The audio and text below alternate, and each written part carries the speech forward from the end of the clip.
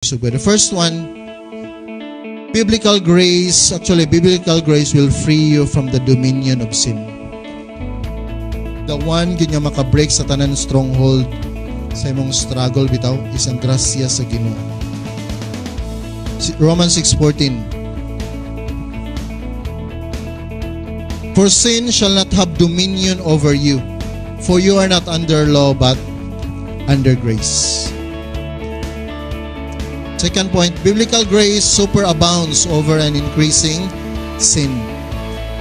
No sin is too big aning grasya igsoon. That's why under grace there is always hope good. Romans 5:20.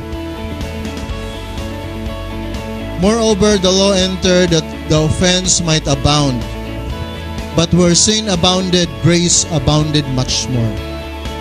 And so, the last point, biblical grace teaches us to deny ungodliness. You will not stay the same kung masabtan mo ng grasya sa Ginoo.